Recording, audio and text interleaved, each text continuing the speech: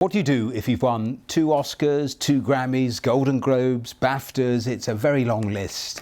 My next guest scooped just about every award going for Slumdog Millionaire.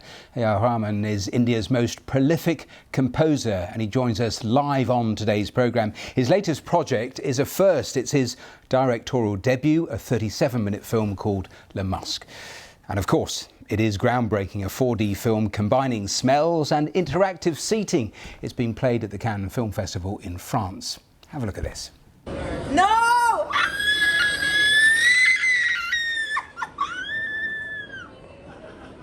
Oh, it was amazing. Yeah. Thank you so much.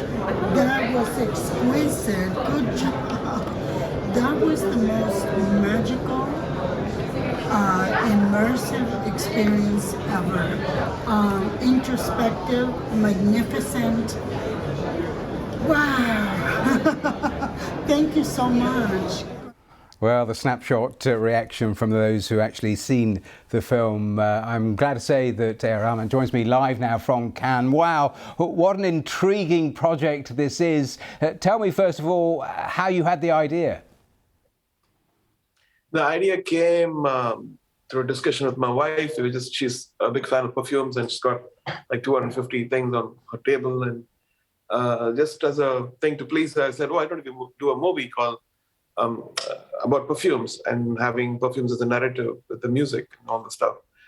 And we jumped into it, and some of the friends recommended a company called Feelies with Grace Boyle doing perfume, and Intel joined the gang, and it opened doors because it's a novel idea. A lot of people came into it, and we shot in Rome. It's an English movie about a little girl who has to find the killers of her parents, so through the smell.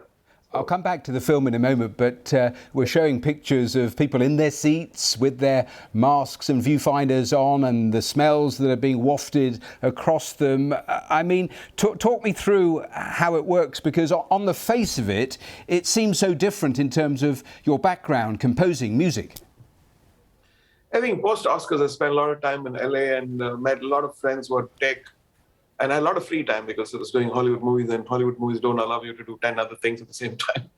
So I took courses on script writing and, imaging at MIT and all that stuff. And it led me to find my own path in cinematic sensory projects. And I felt like we should do, being in India, I always get typecast that, you can do an Indian movie or a Bollywood movie or a Tamil movie or a Telugu movie.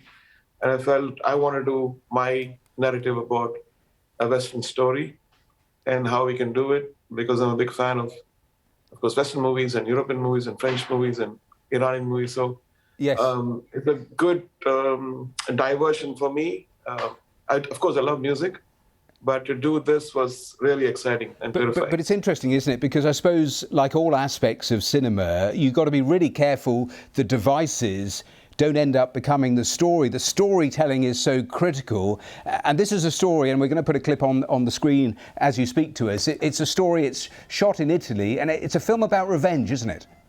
Yeah. It's got revenge, but because we are such a very sensitive thing, because you put it on the face, and you have to be super careful about what you're dealing with. You're dealing with people's spirit, soul, and we don't want to scare them out. So you have to be careful about every frame, every sound, and every material which comes to them. There needs to be some kind of love and care and compassion towards the viewer, so they come back again to watch more. Yes. That's the reason why we took so long to stitch the whole thing and make sure that's such a seamless experience. Yeah. You've done a catalogue of projects since Slumdog, and I'm going to ask you about that, but our viewers, they wouldn't forgive me if we didn't put a little bit of that on our screens now.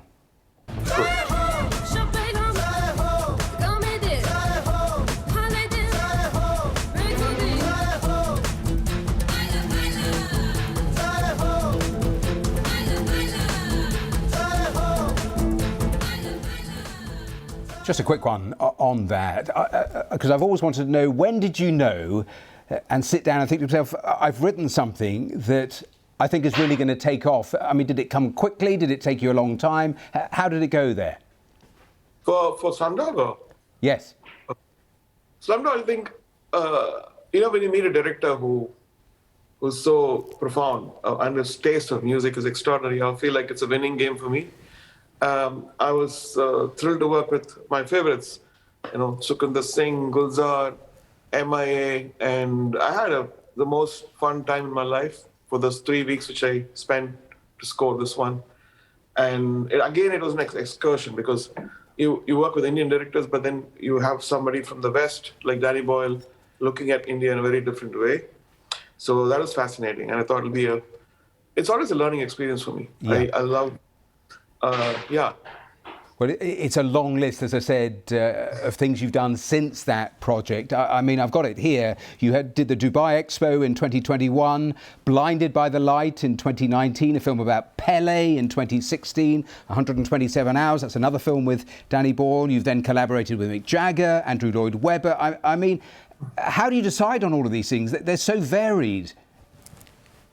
I just keep my thing open. There's no plans. If you plan, it doesn't happen according to plans. Even this one, when we shot it in 2016, October, I felt, let's release it in 2 months, but it took like 5 years to post-produce it the way we wanted. Well, it's come together. Now, returning to Cannes, and that's where you are, India is being celebrated as the country of honour this year. I mean, Indian film, way beyond Bollywood, it has exploded. Why do you think that is? I think the self-confidence and the self-esteem which has come into the filmmakers who feel like they're no way, less than anybody else. And there was always kind of earnesty before, and very few makers had that desire to go beyond India.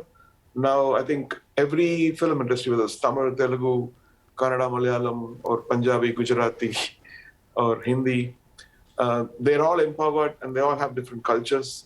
And there's so many stories to tell. Just the way they tell the story is changing. Yes, and we're seeing an explosion on Netflix, on Amazon Prime, all of that. A final quick thought, we're nearly out of time. I know you are one of the founders of India's premier music higher education institutes. What do you say to young people? What's your best bit of advice? Can you deconstruct how you become a composer?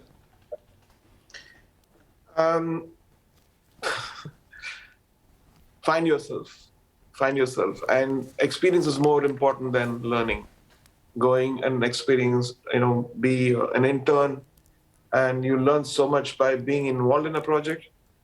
And first, learning, of course, is important. Yes. But involving and learning from the mistakes, or being faithful, trustful, trustworthy, and all this human, integrity is so important. Good advice. Be yourself and learn from your mistakes. Very, very good advice. We have to leave it there. Thank you so much for joining us here on the programme.